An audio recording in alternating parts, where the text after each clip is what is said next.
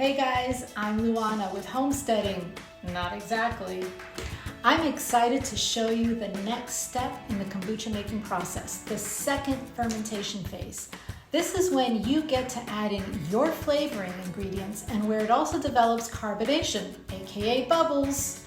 For my first batch, I went with strawberry lemonade using strawberries I grew in my garden. Now before we get going, if you'd like to see more content like this, remember to like, subscribe, and hit that bell so you'll know every time I get a new video up. Okay, I don't know about you, but I'm ready to get started. Let's get to it. All right, here we go. You are going to need 2 tablespoons of chopped strawberries, 1 sprig of fresh thyme, 1 teaspoon of fresh lemon juice, and about a 1/4 teaspoon of dried roselle hibiscus per 16-ounce bottle of your fresh brewed kombucha tea. So the first thing I did at this point was verify my pH level. Remember that to be kombucha, you've got to be at 3.5 or below. Now it's time for the fun part. These strawberries I grew in my tower garden outside this past season, and I've saved them up in my freezer waiting for something spectacular to use them for. And I figured my very first batch of kombucha was the perfect thing to use them in. So I thawed them out and got them sliced up to the right size to put into the kombucha bottles.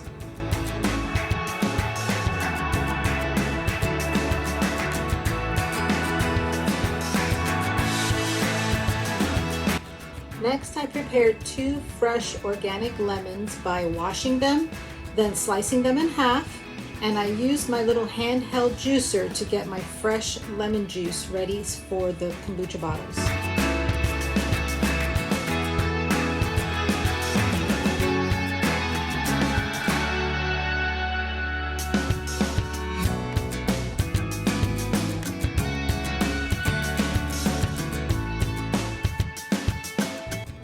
And the hardest part is done. Now it's just time to take all the ingredients and fill up your bottles. First, your strawberries.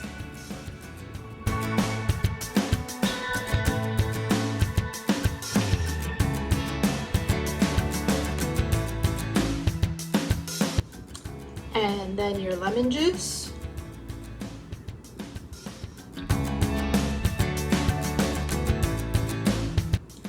Followed by your hibiscus. And then your sprigs of thyme. And that's it. Now all you got to do is take each bottle and fill it up with your fresh brewed kombucha tea.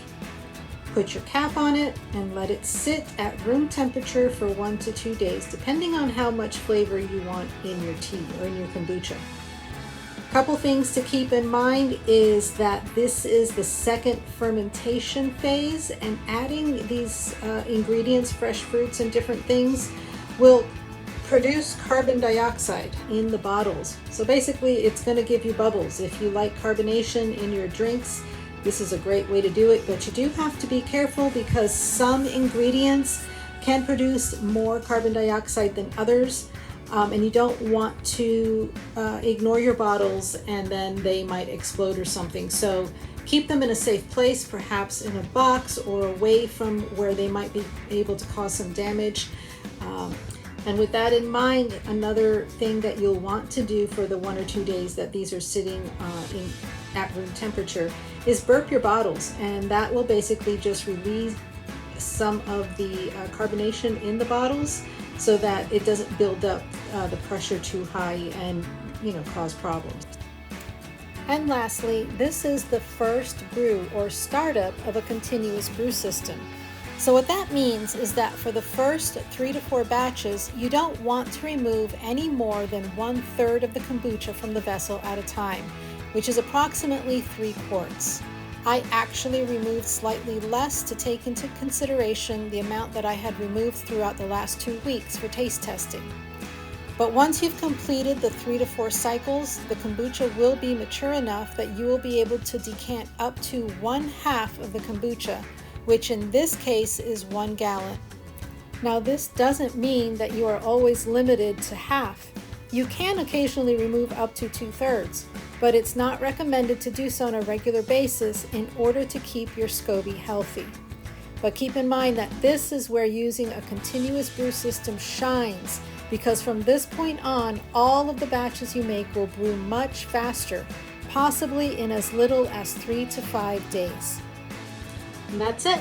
Once 12 to 48 hours have passed, you take your bottles, put them in the refrigerator to chill them, which at that point will stop the fermentation process and also slow down any carbonation buildup.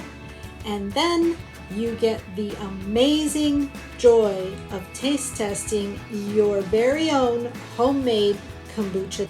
Wow, so good.